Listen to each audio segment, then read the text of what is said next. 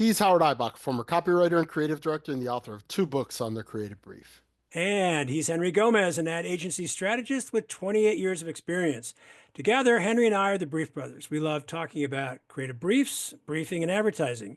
Henry, we have two young talents from the School of Communication Arts in London to join us today. They are Louie Scott and Giorgia La Vecchia. Let's join the conversation. Henry, we have today two guests from a school in London that we have visited many times. It's called the School of Communication Arts. Marc Lewis is the dean, and he's an old friend. He's been on our show before. So we like to come. Virtually, we've visited, not Yeah, physically, but true. yes. Although someday I hope to actually make an appearance there. That'd be kind of cool. And since we met Marc, we started this, I think we can call it a Brief Brothers tradition of inviting students, either current students or former students, to talk about their experiences at the school and how they've gotten their career started. So we have art director, copywriter team with us today, Louie Scott and Giorgia La Vecchia. So welcome to the Brief Brothers. No, thank you very much. Thank you. I met Louie, I think, was it back in November? Back in November, yeah. Yeah, Louie attended a webinar that I conducted on the Creative Brief, and that's how we got to know each other. Apparently, Marc had told him about this webinar, and he signed up for it. And I reached out to Marc and said, "What do you think? Is Louie a complete reprobate? Is he a good candidate to be on our show?" And Marc just lauded you, and I said, "Okay, that's good enough for us. But let's bring him on. We haven't had a couple of young students from SCA in a while." So we'd like to start off by asking you, how did you find your way to our profession and in particular, the School of Communication Arts? Giorgia, why don't we start with you? Okay, well, yeah, I did history of art at uni.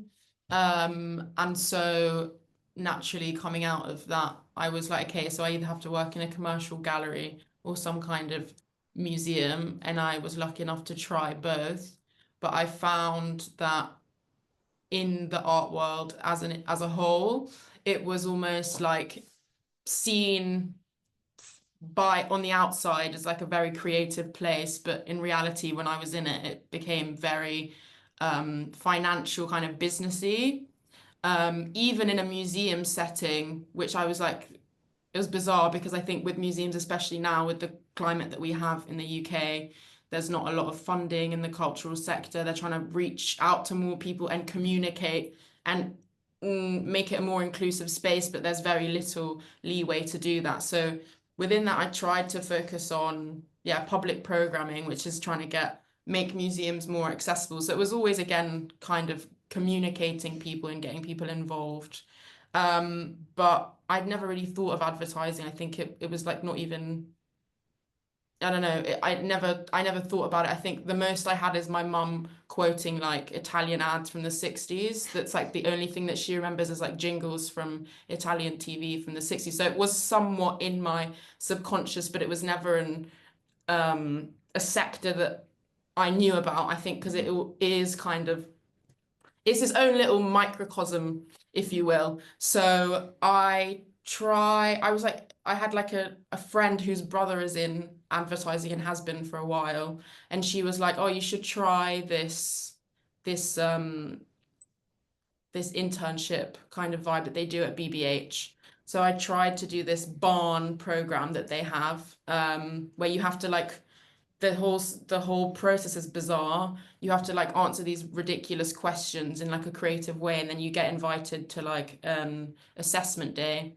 And I went there. I really liked it. I think it just kind of clicked because I think what I was doing before just wasn't really working. I felt kind of frustrated. I was like, okay, I've studied this sector and I was super excited, and then reality kind of sunk in. So going there and having the opportunity to go into the actual office and seeing how people worked, seeing the kind of people that they celebrate, the ways of thinking that they pushed you to pursue was really inspiring. I was like, okay, this might be a place where I fit in better. Then I didn't make it onto the course, but I reached out to the guy who ran it, and I was like, okay, I think this works for me. Like, I want to pursue advertising more. So would you recommend a place that offers a similar structure? And he said, absolutely, try the SCA. So that's when I first heard about it in a long-winded way. So you mentioned, so you were kind of in an unfulfilling role in the respective field that you had studied, and then you heard about this thing with, how did you hear about this opportunity with BBH, or the point is, when did advertising, because you're right, like most people don't even consider advertising as an industry or as a potential profession, because it's like one of these things that's hidden in plain sight. Like people don't really contemplate what goes on. I know before I walked into the ad agency for my first day of work in 1996, I had never contemplated what went on inside an ad agency. But was there a catalyst or a person that put it in your ear? How did how did the leap go from, oh yeah, I want to go try out for this thing at BBH? It was my friend from school. She was like, "Oh, just this," because her brother's in it. So she had like a sense of what it was. And she was like, honestly, I think you should try getting into it. And then she said, oh yeah, BBH has this program, because I don't think she knew like the intricacies of it. Maybe her brother had suggested it as an opportunity. So she's like, just try it. And I tried it, and then I was She like, and a whole she world opened up. she kind of put two and two together, that you're a creative person Exactly. and that you might like it, and she had heard about it, and that's Yeah. pretty cool. That's cool to have So a now connector like that. yeah, I know that Louis is an art director, right, Louis? Yeah. Yeah, So that yeah. means you're the copywriter, right, Georgia? Yes. So Yes. help me connect the dots here between your background as a writer, or maybe it's a recent thing, and your interest in art history. Were you interested in writing about art history, and how did that get you into the gallery world? Yeah, with art history is all about, especially like the uni I went to at Leeds, it's much more theoretical. So we learn about all these theories, all these, it was way more philosophy Mm. focused. So that's when I always enjoyed writing as a kid, but also art. There was always kind of like I was kind of like, it was almost like a I don't know, like relate like I don't know, a menage a trois, I don't know, between like writing and art. And I think history of art was like a melting pot of both, because you have to see it with an analytical lens, but then it is also so visual, because what you're talking about is inherently creative. So yeah, I think I wanted to pursue art direction, but because I'd done art a lot at school, but I always felt that I enjoy art as a hobby, but where I see it more, and I just enjoy writing. So I am a copywriter with an eye for art. Which will never hurt you in any way, shape, or form. And I love that when you reached out to BBH, it's like you started at the top. You could hardly do better than BBH. It's a legendary shop with a legendary commitment, I think inculcated by Sir John himself while he was there, to education, to training. Yeah. So that's pretty cool. Okay, Louis, what was your Yeah. path? Oh, it's a long path. It's a very long path. When I so again, this is an industry that really, ironically, isn't very well advertised at all, and it's taken me. Yes, I'm 26 next year. I'm 26 this year, so it's taken me about 8 years to figure it out and figure out exactly where this department is. But I left school wanting to be an actor, thinking that was the creative output, and directing and writing. That's an incredibly tough industry, and I fancied some. So you picked an easier one, advertising, right? Yeah, I picked an easier one. I wanted some form of a structure, and but I didn't really know where to look. And my mum used to be a receptionist in the 90s at an agency. I think it was First City BBDO. I might have got that wrong, but she sold it on a proposition. She said, "Oh, look into advertising. They wear jeans to work." And that kind of sold it into kind of how I look at life as well. I like to zig, not zag. I like to kind of be different and do something a little bit different.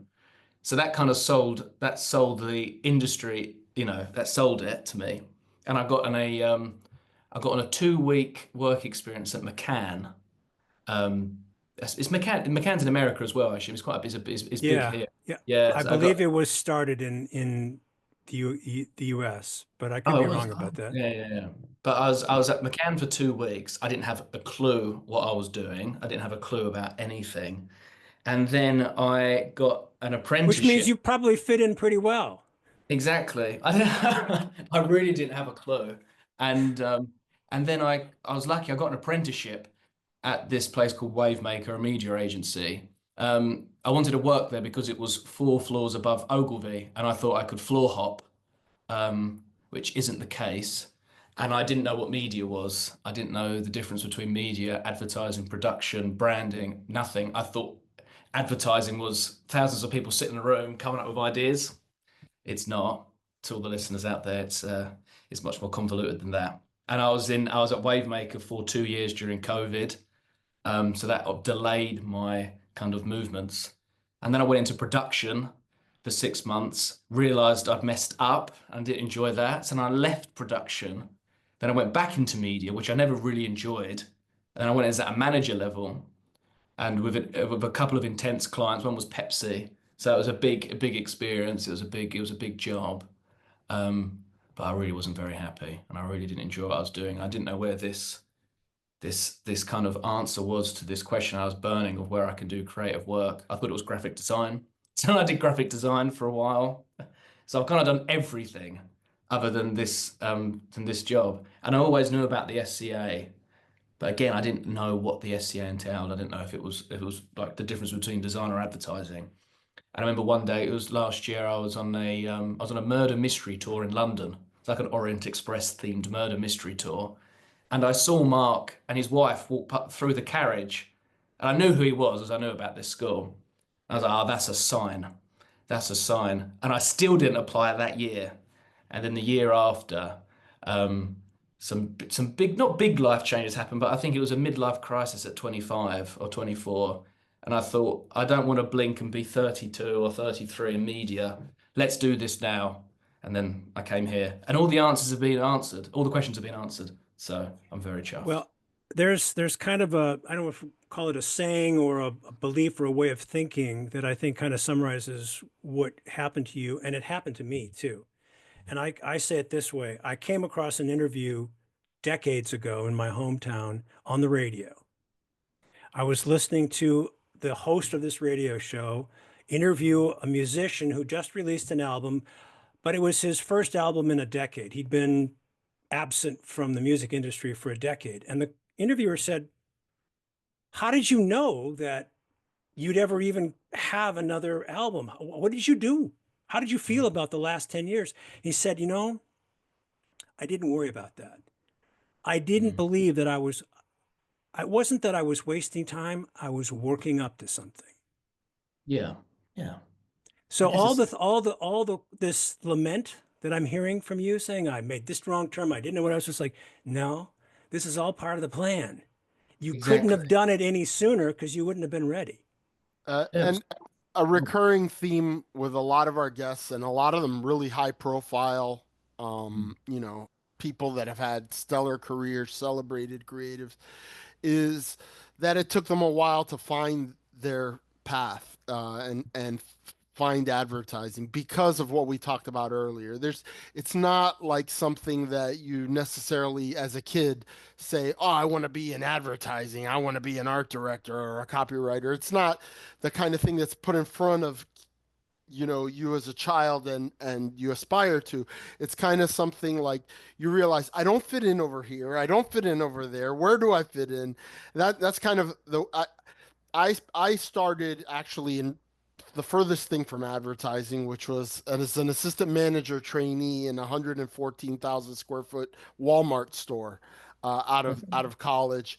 And then I owned my own retail small sports gift shop, and went through some trials and tribulations, personal and health crises. And a buddy of mine who was working at an ad agency said, "Why don't you come and help me out temporarily? We're always looking for smart people." And that was, And they almost took you 30. and they took you anyway? Almost, yeah, almost 30 years ago. So here I am. So I think that there's a lot to what Howard says is, sometimes you got to wait for it to find you. And Yeah. a lot of the people that we interview end up having similar stories of finding their way into the profession. Hmm. So when Marc Lewis was on our show or has been on our show in the past couple of times, he's remarked about the way he set up this program. And our previous guests, teams like you, have shared with us the bizarre things they put you through just to get into the program. So Georgia, when you were talking about a similar kind of on entrance, not in an exam, but like quizzes and bizarre things that they asked you to do at BBH, I thought, well, okay, there's a pattern going on here. Mm. So, and I, I get it. I've taken improv classes where Mm. we were required to do some of the things that I've heard other students talk about just to demonstrate creativity or guts or both. Why don't you tell us did that happen to you? Did you have to do the same thing for SCA? And if so, what did you have to do? I think within the already straight away in the first 2 weeks, you have to do this intensive comedy school, which culminates in a 5 minute set live and recorded in a comedy club. Stand And up? that yeah, stand up. Yeah. Mhm. So 5 minute stand up set. And that was like you just start off straight in. That's what you It was terrifying. you do. It's really But bad. it's just like every week, I think 2 days a week, we'd have like 3 hour long sessions with two teachers, I guess, that run this comedy school, which they work with like young people, they work with veterans as well, like all different groups of people to just get them to just like learn the craft and see something in it. Like it's another industry that's like stand-up comedy is like so you see it and you're like, I could never do that, I could never do that. And then you actually can, like, because everyone has anecdotes, and I think even like lessons from there where it was like just talk to the audience like you talk to a friend, and that was just like they made it way more tangible, because I think immediately you're like that's impossible. So that was one. I think a lot of people called it humiliation ritual, but I don't think it was. I think it was really very formative. I think we learned a lot after those 2 weeks about each other and what we're capable of. So yeah. Same for you, Louis? Did you had to do the same thing? Yeah, it was terrifying. It was absolutely terrifying. And I used to enjoy acting. I think this is I think it's a lot of people's worst nightmares. Going up and doing a stand-up. It was really horrible. It nearly put me off coming to the school because I knew that it was part of the program. And no, I'm glad we did it. Yeah. I mean, the whole class did it. Everyone did it. Everyone. No one like didn't show up on the Yeah. day, like everyone performed. So there's a Are real are you are you judged by how funny you are? I mean, there's a live audience, so it was like it's a ticketed event, so it's like you gauge from the crowd's reaction. yeah. So I was And nervous. and did you kill or bomb or someplace in between? How did it work out for you? We did quite well. Pretty We both got a well. lot of laughs, actually. Yeah, pretty well, Yeah. pretty well. So we were Okay. quite happy. I'm curious to find out how important was this? It's kind of like an audition, I guess, right? How important was this comedy audition to the decision to bring you into the program? This was already when we'd gotten in, so this Oh, was like Yeah, yeah. okay. the So you first could two. have bombed. You could both have bombed. You could have had crickets. You know what I mean when I say crickets? Exactly. No noise. Yeah. Yeah. And it's still, it would have been the learning experience of standing in front of the audience, putting yourself out there, giving it a shot, and if you fail, you fail. Yeah. Exactly. It's exactly like a client call or a brief or a pitch, I guess, just on a more emotionally charged level, more vulnerable level as well. Yeah. But yeah, I think that was the reason behind it, I hope. But afterwards, we all felt a hell of a lot more bonded. I think we became a lot closer after that. We felt like we'd come through the trenches, really. Now, So but you did this individually, not as a team. This is before you No, were no, teamed no, up. no, It's this was just at the you on the start. stage. So, yeah, this Okay. was the first month in. But in order to get into the school, here's what you're trying to say is he makes us Mark makes us do weird interviews, a kind of a weird process of becoming part of the school. I don't know. Did you have or you didn't have to do it? No, Georgia was lucky she didn't have to do it. She had a call. I had to create a video or demonstrate myself in a creative way.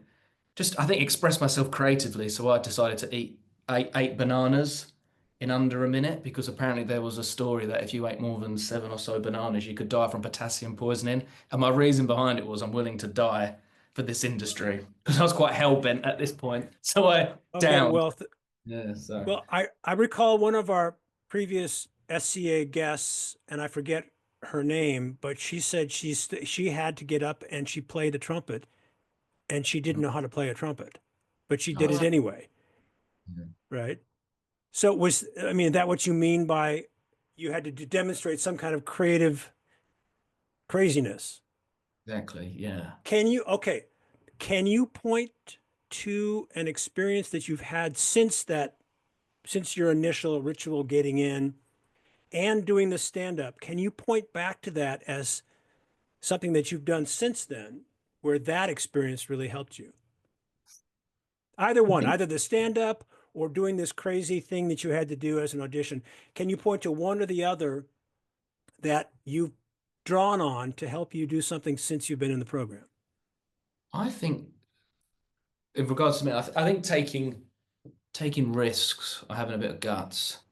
I think there's a line of work I like to explore whilst I'm here. Obviously, whilst we're still students, in the real world, I probably wouldn't be able to get away with it as much, or we wouldn't be able to get away with it much.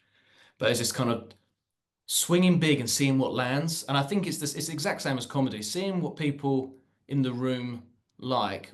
And obviously, this is just a sample size, so what the whole world would like seeing what just relates to people, seeing what joke lands or what advert lands and what advert doesn't land or what joke doesn't land, if you know what I mean. Exploring that, which I think is quite interesting. Hmm. Georgia, what do you think?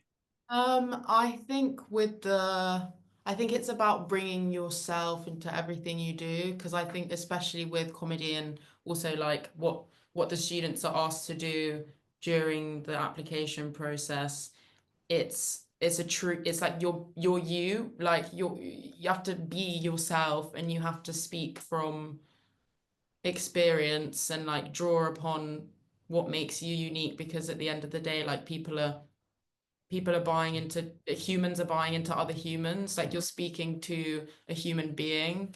And I think being able to empathize and take stuff that you've gained and communicate that is quite fun. And I think especially with the comedy, it was like I spoke about something quite personal and like a lot of people resonated with it. So like even on the break between sets, like people were like, "Thank you for speaking about this." It was about irritable bowel syndrome. So like like a lot of people were like, "I feel so represented" afterwards. It was like crazy. But I was like, even something so silly like that, like something that's quite, I don't know, but people appreciate that. So yeah. Well, if you've heard of a comedian who's long since passed, his name is George Carlin, big famous Yes. comedian over here. He made a serious contribution to comedy by talking about bodily functions, and he's not Mhm. the only one. So I get that. Um, now that you've been in the program for some time, and Louis, this may not, well, I don't want to draw any conclusions. What has surprised you the most about this profession that you didn't know before you got in? Um, I think the level of, I just think it is very creative. I think what I always say is like, when coming from an art background, I thought that that was the kind of apex of creativity. But actually going there, I was really like, no, this is not where creative people actually are. And I always saw advertising as kind of a more product. You're like trying to like hawk a product, you're trying to sell something. You're almost like a peddler, a salesman, if you will. But it is so creative. Like everyone you meet, all the people who come here, they all have like genuine interests and passions, and it's so inspiring when they come and they say, "Oh yeah, I just felt like doing this thing, so I made this book," or like I started this side project like on the periphery of what I'm actually like. You're creative at work and you also have all these interests besides that. So I think that's what surprised me the most, and that's what I'm learning about advertising, that it really Do is. you think of yourself as a salesperson, as a peddler? Are you selling? I think obviously, like I think what they try and nail into our heads here is that the product, you always need to speak to the product, but it's the way that that's communicate. Like you're different from a salesperson because you're trying to communicate that in an appealing way. Like obviously, it always needs to go back to that because you need to help with popularity sales and make the brand known. But it's about finding ways of communicating that in an appealing way more so than just like stats and maths and like I'm not a banker. I'm not on the stock trading floor. Do you know what I mean? Like I feel like I'm actually doing stuff in a lateral way. So yeah, I wouldn't say, I mean, salesperson with a bit of funk, if you will. Okay. I mean, I think you said something entirely valuable and insightful when you said, I'm learning empathy. Mm, Because how do you sell a product to someone if you don't know anything about the person you're talking to, if you can't relate to that person? yeah. That's a key factor, I think, in everything that we do, because we, by the nature of who we are and how we find our way to this industry, are we're a very small part of the population. We tend to be more highly educated. So we are part of an elite. Mm, And there has been a very powerful trend in our industry to feel that what we do is kind of embarrassing. I don't want to be called a salesperson. I'd rather save the world. But our job, as I like to say, to kind of really be blunt, we have to learn how to sell Pop-Tarts before we can sell climate change or energy conservation or ending nuclear proliferation. So how do you feel about selling Pop-Tarts? Do you think you could do that? That's I not think rhetorical. Yeah, I think so. I like Yeah. Pop Tarts. Mhm. Okay. Yeah, I mean, what Howard was talking about, I think here in the States we have partially a geographic problem, right? Which is the advertising and the entertainment media complex is on the coasts. And we have a lot of people that live in the middle of the country that are just, living their day-to-day life. They're farmers, they're bankers, they're mechanics, they're garbage men, they're, all walks of life. And there's a mismatch there, and I think that the empathy part is underestimated a lot because this is how we end up with one day you wake up and the news media is all up in arms, and I don't want to get political, but it it manifests itself. You see it most visibly in the world of politics, like how did Brexit pass or how did Trump get elected? Well, you weren't paying attention the last year or the last 10 years and you don't run in the circles with, and that doesn't mean that they're right and you're wrong, but it just means that maybe they have a different point of view than you do. And there was a great piece that I reference. She was I don't know if she's still there. She's a creative director at Leo Burnett, big agency here in the U.S. with a long legacy.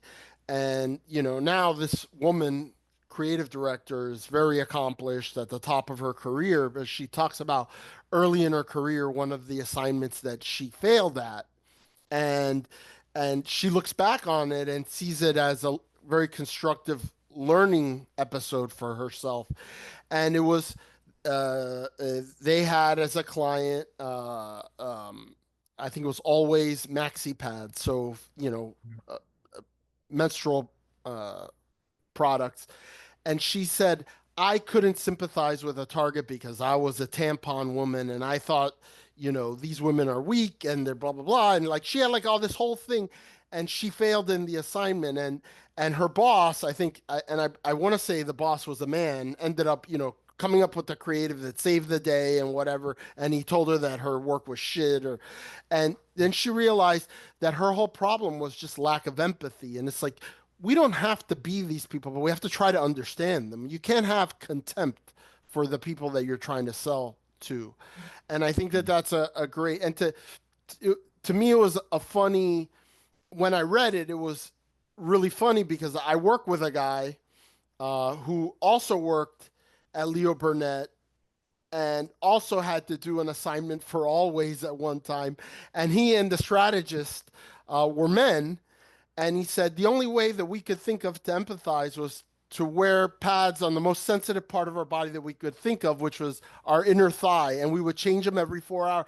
So here's a woman who supposedly has this natural born empathy for the target who didn't. And these men who are like, how do we empathize with this target? So I think it's just a good, valuable lesson for that.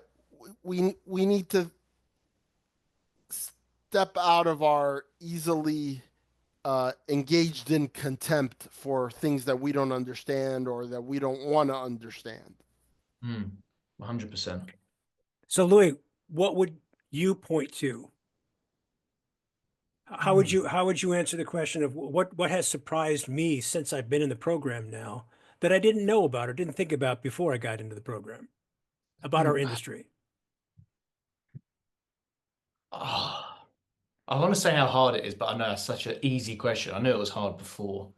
I think again, finding this balance of really stretching an idea and seeing how far you can push something and with it and having it too weak kind of thing. So stretching it and kind of finding this middle ground where you're trying to swing big or trying to propose something that we think works and then it doesn't. I think it's probably that. I think it's sometimes we get caught up in our ideas and we think they're really good and we go through the processes of black hatted Edward de Bono kind of techniques of kind of like evaluating our work.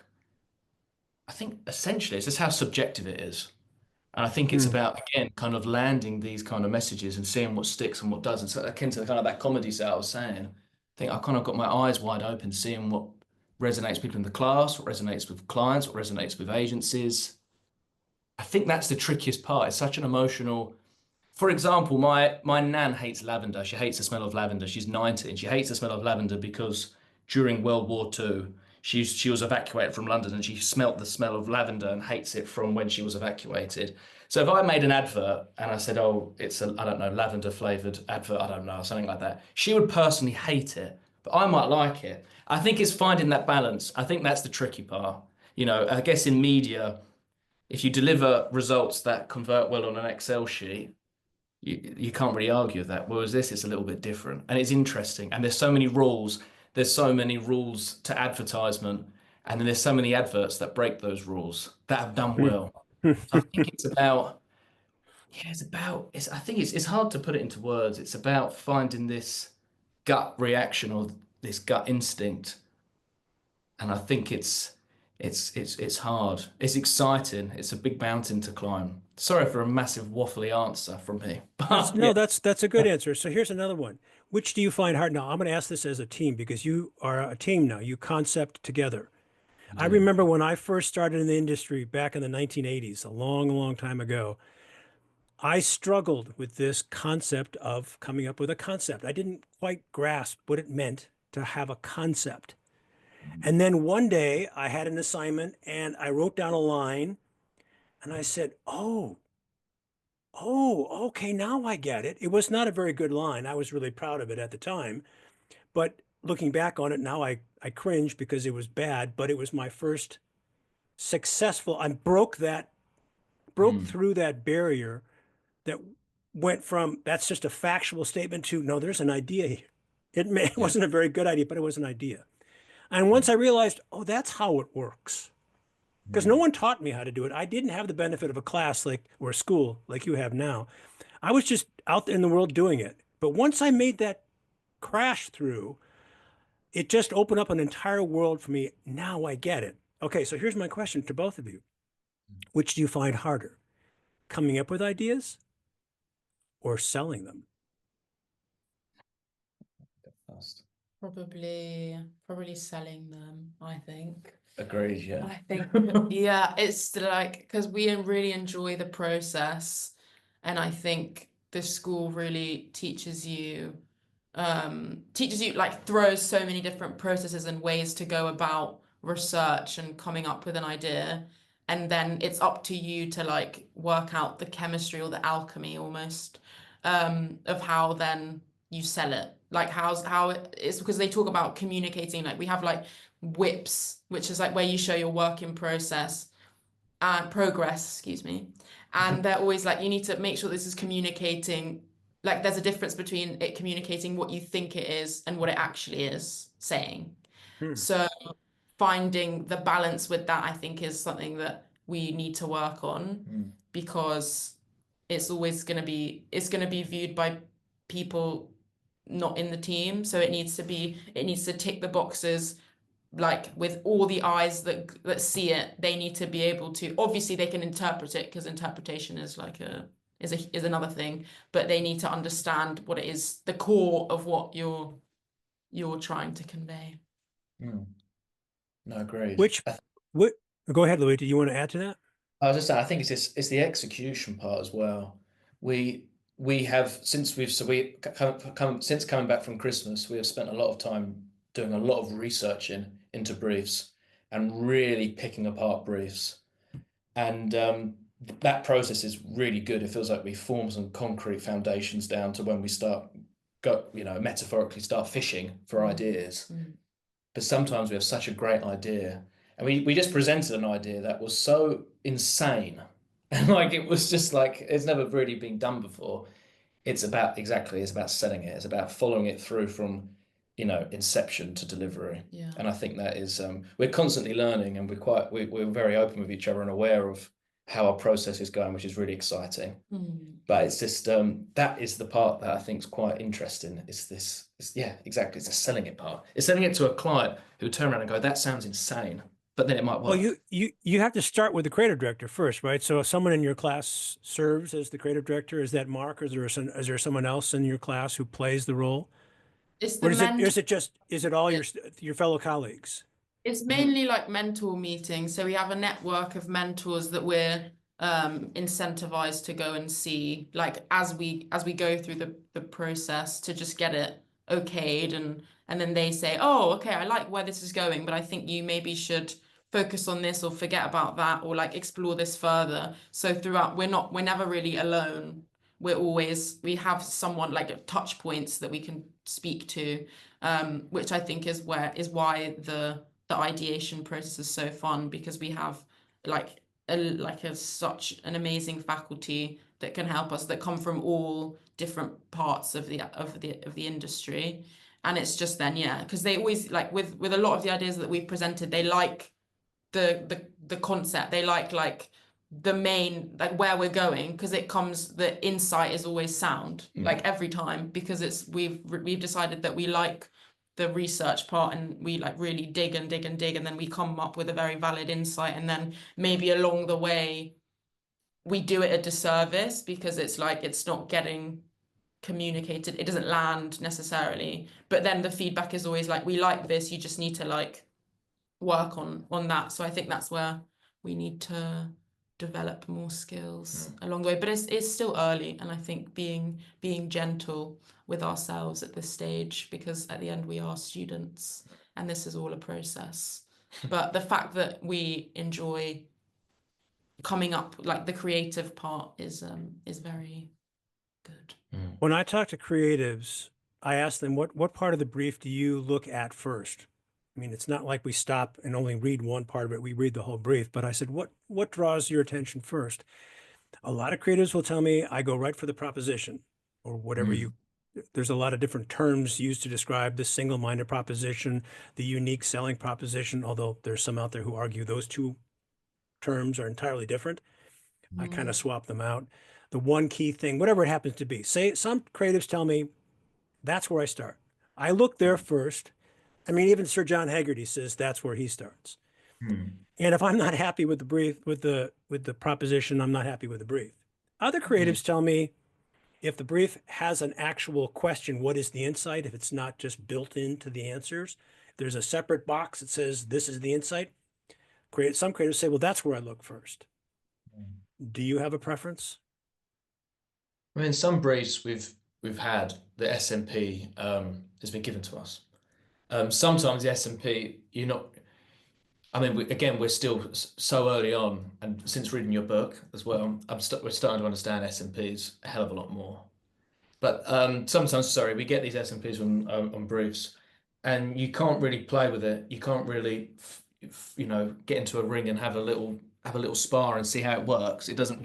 You can't really get any ideas from it, so you could rework it and go back. Um, or sometimes we make the SMP, or you get to the SMP, and again, I think, like you said in your book, it's these different angles of approaching. Is it the tone of voice of the brand, or is there a really powerful insight or a powerful question? There was one brief we did recently, and there was just a fantastic insight we found, a brilliant answer to a question that was a little bit deeper than the brief was actually asking, which was really exciting. But I think that's our first point of call. Is there a human connection? Is there an ear to ear? Is there like a Mark says an umbilical cord? It's kind of like a connection, human to human. Is there something there that can pull someone emotionally in, or is there something deep there that makes people go like, you know what I mean? Or something like that. And then I think it's about then crafting a creative execution that is, I mean, I like doing things weird, but I might have to dial it down a little bit. And it's about crafting something to make it really sticky and really, memorable, I think is key. But yeah, as to your question, I think the SMP is really key. If you're not getting any clues or any ideas from that, then you've got to go back and make one or go from there. Giorgia? I think when they say like this is what we haven't got yet, like we can't crack this, is there like a different angle that you can take this when they give something? I think, yeah, again, the proposition, especially when it's kind of bland, because a lot of them are quite boring. Like if you see it in like a closed-minded way, but then that allows you to either subvert it or find an angle where you could be like, okay, they're claiming this, but like, is there a way that I can communicate this in an unexpected way? So I think it is always from But isn't that the point? Isn't that the point? Yeah. Was this so-called bland proposition clear? sometimes they're clear and sometimes not really, which is when we have to Okay. go we rework it. Yeah.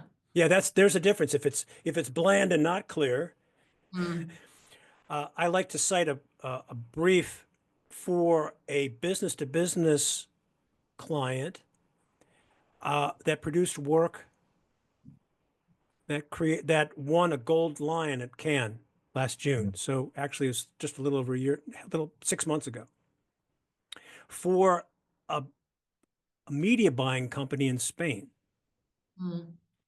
JC Deco. Oh yeah, media Georgia company.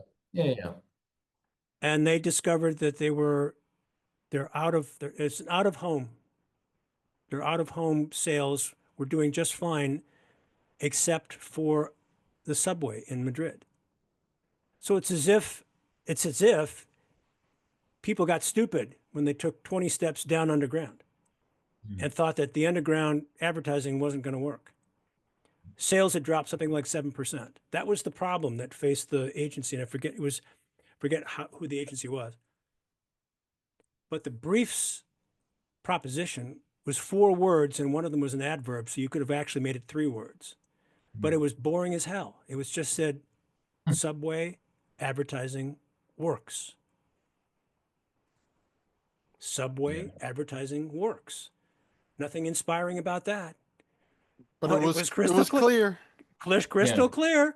And it was as if the brief writer was throwing down to the creatives, say, okay, now prove it. Give me some creative that works. And it won a gold lion. It's really a brilliant campaign. They use a 100-year-old grandmother's I think I've seen it. Instagram account that had 24 followers. Yeah. But she had some really nice pictures. And so they just reproduced all 24 of those. Actually, she had 24 followers and she had 54 posts.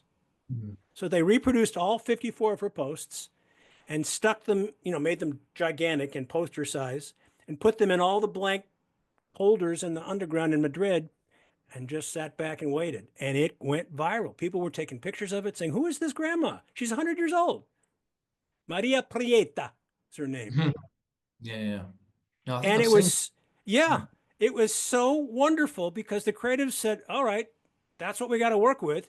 And you look at the rest of the brief and it was, well, we're just talking to media buyers. We're talking to the brand, the CMOs and the brand advocates who are making the decisions about where are we going to buy advertising space. Above ground, that works. Below ground, no, that doesn't work.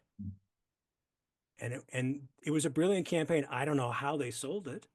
I wasn't in the room when they sold it, but they said something, and it just took off, and it won. Like I said, it won a gold.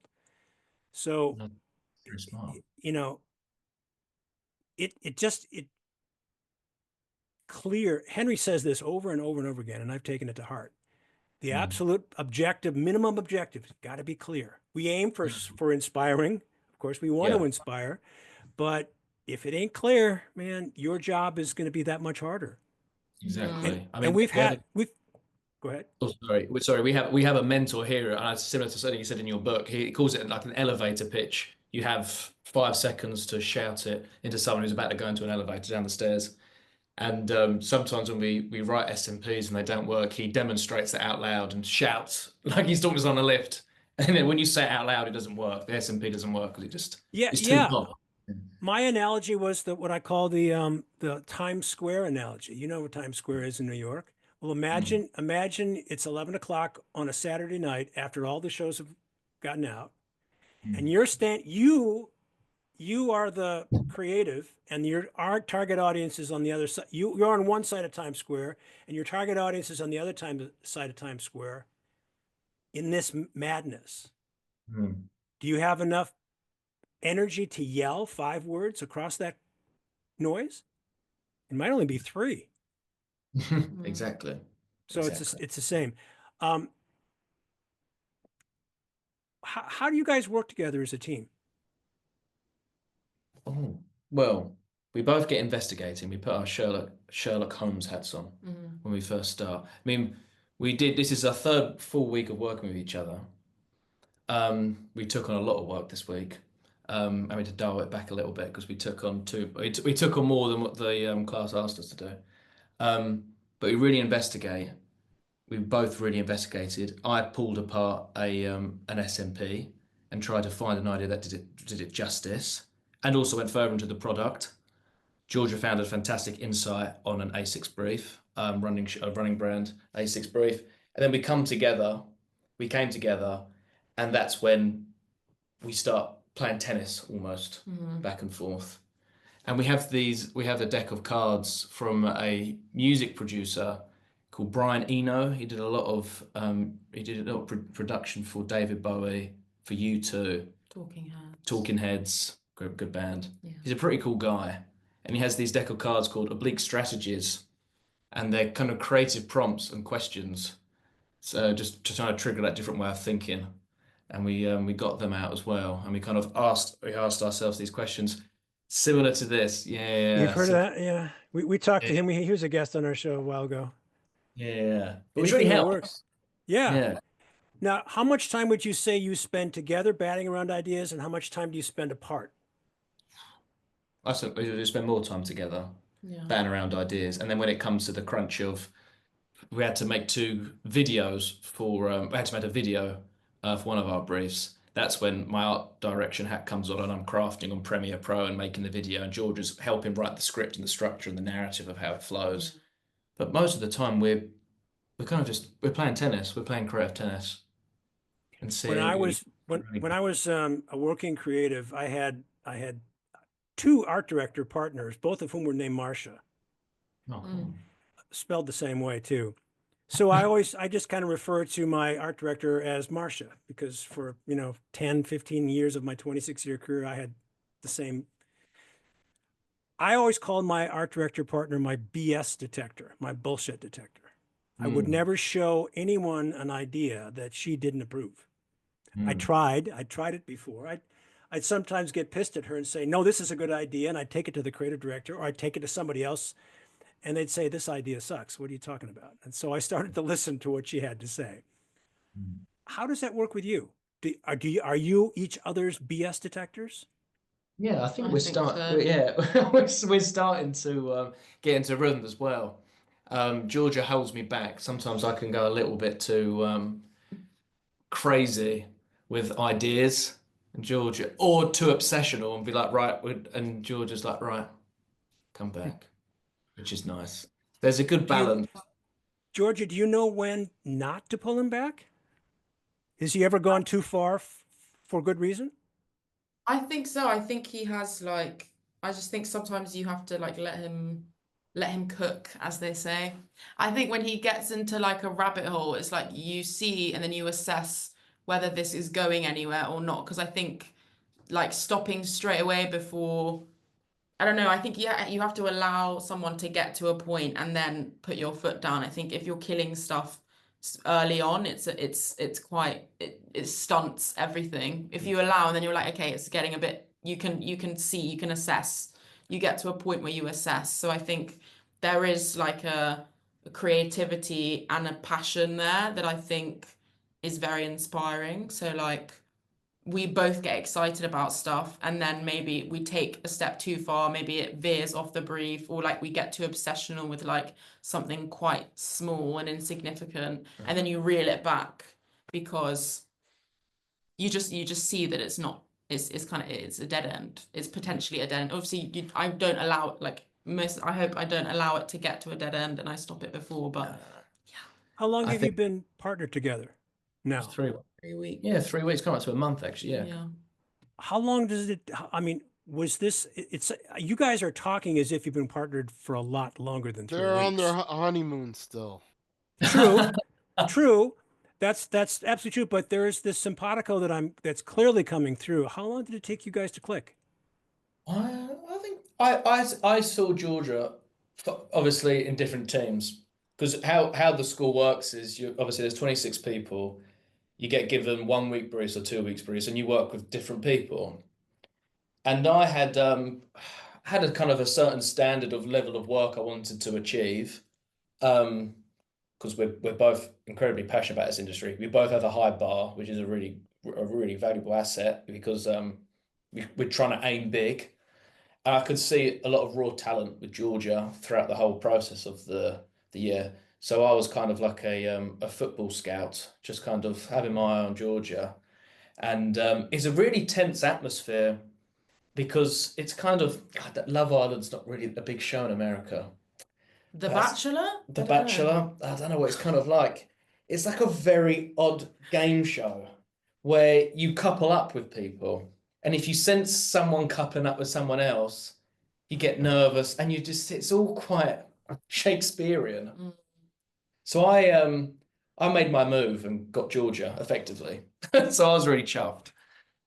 So I knew her work was there's this rawness to it, this real strong talent to it that I was really hell bent on wanting to explore with her. So for a long time, I had my eyes set. So it did click straight away. And we were friends beforehand. I mean, we were friendly with everyone on the course. We were friends beforehand. And I think the good thing is we're very open with each other already. We're very open with these, with lines and kind of boundaries, and we respect each other a lot. I mean, for example, I was going a little bit crazy trying to do too much, and Georgia tapped me on the shoulder and said, kind of calm down. And I listened, which is a really good sign. So we've got that good dynamic there. We've got that good balance. And I think the good thing is our ideas are different. And I think that's one of if we're going to do this, I think we should do this industry some justice and do it some different and good work. A hell of a lot of respect for old advertisement. I think advertisement at the moment is good. I don't want to completely, go on a tangent and say advertisements all bad. But it'd be nice for us to kind of stick ourselves out there and offer different viewpoints. The industry is really tough to get any idea through. I've kind of seen that from the media side of things. It's like an assembly line, and it's a graveyard of killed great ideas. But that's what I love about Georgia. It's just these big ideas, and we're swinging big, and sometimes they don't land. But I think if we can perfect the punch, the knockout blow, then, and I think we're getting there because we're very aware of it and we're very communicative in terms of, and we're learning a lot and we're grafting a lot, then I'm very, very excited. Very excited. So yeah. How do you know when you have a good brief? Good question. I don't think ah we've just been given two briefs. This is where it feels bad still. This is still in the infancy of understanding a brief. We've just been given two briefs. One was for kind of like cubes of gravy, and one was for Lucasade and Liverpool, which is a massive soccer team out here, on the verge of winning the Premier League, so the top league, the big trophy. So instinctively, you kind of go, well, that's the better brief because it's Lucasade and Liverpool, and the other brief is cubes of gravy. But I know in my heart of heart that's not the case, you know. So a good brief, we've had good briefs, but I haven't got to that level yet of knowing when a good brief is. We might have had good briefs and butchered the execution for all we know, you know. And then I guess in hindsight, we'll look back and go, that was a bad brief because our idea wasn't good. But I still don't know. I think a good SMP or something, because when the client lands it to you and loads of ideas are pouring out, and we have written a lot of SMPs, and sometimes creatively you hit a dead end, two scamps or two ideas in. I think if a brief comes over and just inspiring you on I don't know, a rainbow of ideas and you can go on and on and on, then that's a good brief. But I'm yet to fully know what a good brief is. I think you just answered it. I think yeah, I did actually, didn't I? So I'll do Do you, waffle a do you, lot. yeah, that's okay. You're charming. Georgia, do you agree with what Louis just said? I mean, do you know, is that how you would define a good brief if it produces ideas? I think, yeah, but I think sometimes it's surprising because I think even with the stock cubes, like because it is so mundane, there's like even like I think with when they're briefing it, sometimes stuff that's not included on the text in the presentation, stuff that they just say, just like in passing, ends up being like a kernel of truth. Mm, Like even with the stock cube, it was about how these stock cubes are just something that you have in the back of your cupboard and it's just so neglected and they want to bring it into culture because it is such like everyone uses like a lot of people use stock cubes and it's just like how you bring life to that is and it wasn't even included like they just said it like they just threw it in but it was any I feel like any brief is exciting because I think sometimes they just say stuff when they are briefing you that they've completely looked over, but you can really you get excited about it, be like, oh, Well, okay. that's a really important thing that you hit on, and because you guys are on the creative side, and we talk about briefs mainly for the sake of brief writers, so agency strategists, what we used to call account planners, mm, and we talk all about the brief, but even in our intro for the show, we say we like to talk about creative briefs, mm, briefing, and advertising.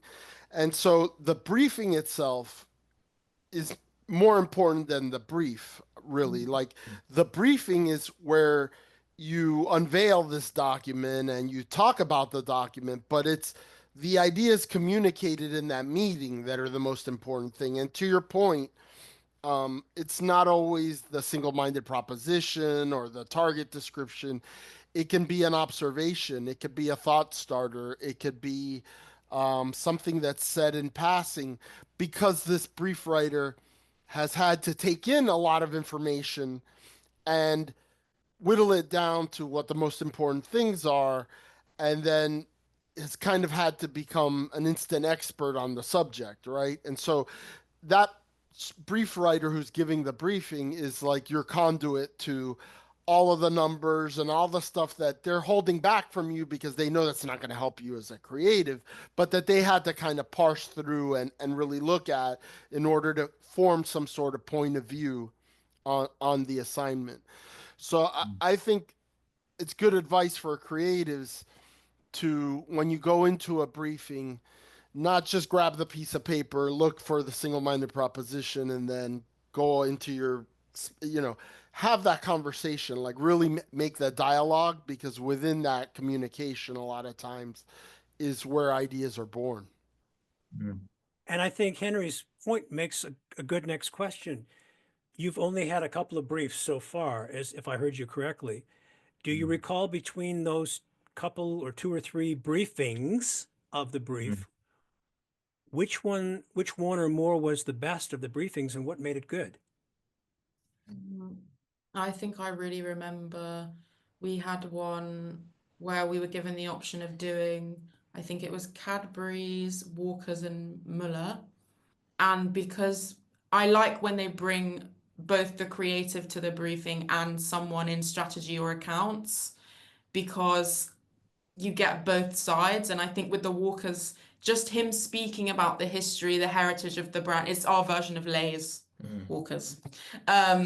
Just having him speak about just the history again, because he is kind of he's done like a PhD in crisps at this point. So like getting all the legacy of it, just like these small things, even like showing us pictures of old packaging, like how he was the first person to like fry potato, like invent the crisp, like all these little tiny things are really intriguing. Whereas maybe if you were given it by a creative, they would have presented it in a different way, but you have the balance. Like even today, when we were presenting an idea, we had a lady from who ran the account, a strategist and a creative all giving us feedback. And I think going to a brief and like speaking and hearing so many different voices is like really interesting and gives you way more of a fuller picture. And I think something that they told us on, because we have a strategist mentor, and just like be friends with your strategists, like go and talk to them and like pick at them and like in like a nice way, like don't think that you're all separate clans, like you work together as a cohesive family. So I think like rinsing them and going and being curious and being like, oh no, I give me some of the stuff, that the papers that you were looking at, some of the more like nerdy researchy bits, like I actually would want to look into that. Like it's quite insightful, I think. My philosophy is that a briefing should be standing room only. Everybody in the agency should want to be part of it. Yeah. That's how important it is. Mhm. And I love Henry's story, and maybe Henry, you should just tell it about when you start a new job and you've worked at a couple of agencies.